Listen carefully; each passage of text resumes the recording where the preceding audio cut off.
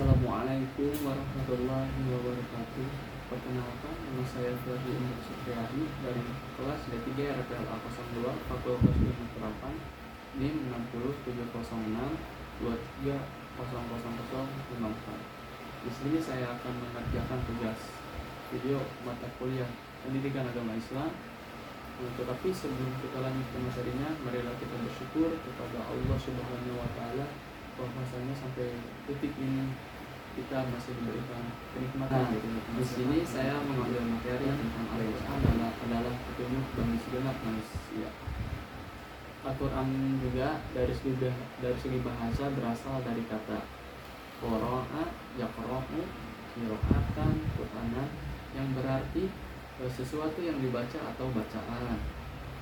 Nah, Al-Quran juga menurut istilah adalah kalamullah yang diturunkan kepada Nabi Muhammad SAW dalam bahasa Arab, yang disampaikan kepada kita secara mutawatir, ditulis dalam mushaf mulai dengan surah Al-Fatihah dan diakhiri dengan surah An-Nas. Membacanya berfungsi sebagai ibadah dan sebagai mujizat Nabi Muhammad SAW dan sebagai hidayah petunjuk bagi umat manusia. Selanjutnya, Al-Quran sebagai sumber hukum Islam memiliki kedudukan yang sangat tinggi. Kenapa? Karena segala persoalan harus merujuk kepada Al-Quran dan berpedoman kepada Al-Quran. Sesuai firman Allah Subhanahu wa Ta'ala, A'udzu billahi minasyaitonir rajim.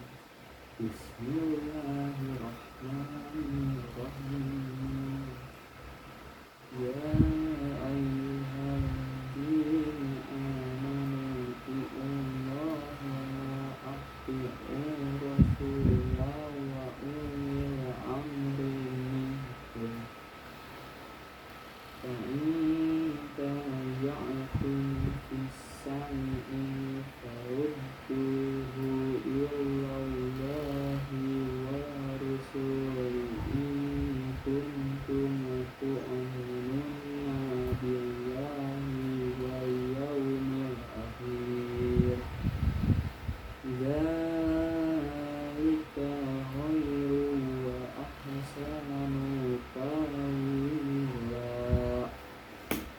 Yang artinya, wahai orang-orang yang beriman, taatilah Allah dan taatilah Rasul Muhammad dan ulil amri, pemegang kekuasaan di antara kamu.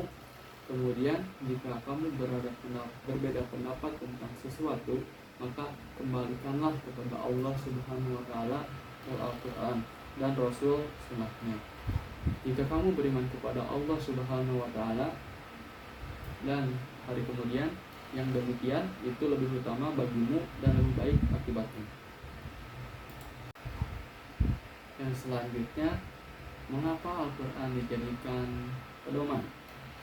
Jika kita berbicara pedoman, maka hal itu akan berisi hal-hal teknis yang memberikan penjelasan mengenai prosedur suatu hal. Begitupun dengan Al-Quran, ia adalah pedoman karena berisi penjelasan mengenai bagaimana seorang hidup di dunia dan sampai pada akhirat dengan selamat.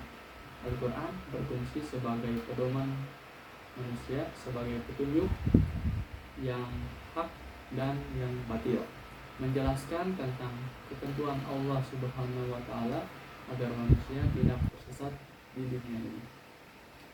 Selanjutnya ada kandungan hukum Al-Quran juga.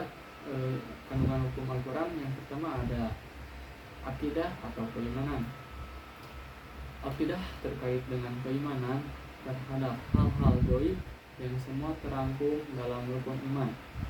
Yang selanjutnya ada syariah atau ibadah. Tata cara ibadah baik yang berhubungan langsung dengan Khalik atau sang penciptanya maupun makhluk yang diciptakannya seperti manusia. Yang selanjutnya ada akhlak budi pekerti. Al-Quran menuntun kita bagaimana seharusnya manusia berakhlak atau berperilaku, baik akhlak kepada Allah Subhanahu wa taala dan kepada sesama manusia dan terhadap makhluk yang lainnya. Selanjutnya terdapat 4 cara menjadikan Al-Quran sebagai petunjuk nyata dalam hidup. Yang pertama, dengan cara melafazkannya atau membacanya seperti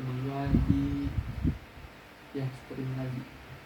Selanjutnya menghafalkannya, ini juga berguna untuk kehidupan kita.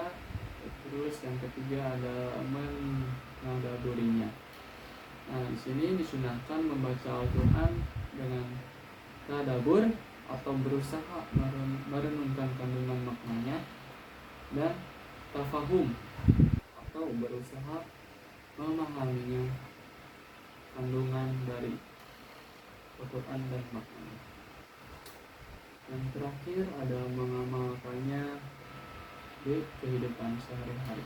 Contohnya, yang selanjutnya nama lain atau julukan Al-Quran. Nah, di sini juga dibagi menjadi 4 nih teman-teman. Yang pertama ada Al-Furqan, yang artinya adalah pembeda yang benar dan yang salah. Yang kedua ada Al-Zikir, yang artinya adalah pemberi peringatan. Yang ketiga ada Al-Huda, yang artinya petunjuk.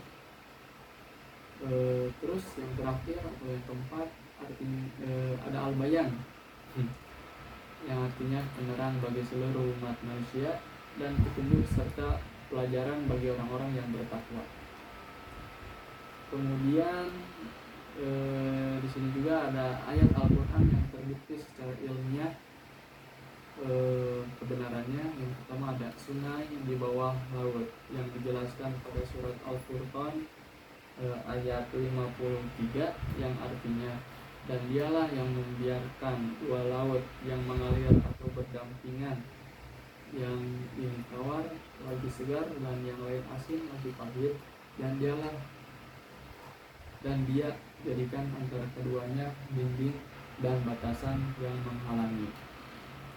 Selanjutnya ada jasad Fir'aun yang masih utuh, dijelaskan pada surat Yunus ayat ke-92, yang artinya, maka pada hari ini kami selamatkan jasadmu agar engkau dapat menjadi pelajaran bagi orang-orang yang datang setelahmu, tetapi kebanyakan manusia tidak mengindahkan tanda-tanda kekuasaan kami.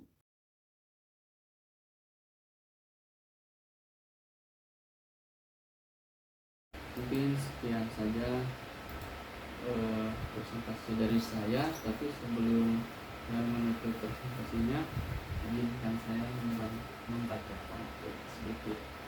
Asam segar sebuah jeruk, cakep, makan bersama dengan asinan, cakep. Barang siapa merasa terpuruk, cakep, jadikanlah Al-Quran sebagai tuntunan.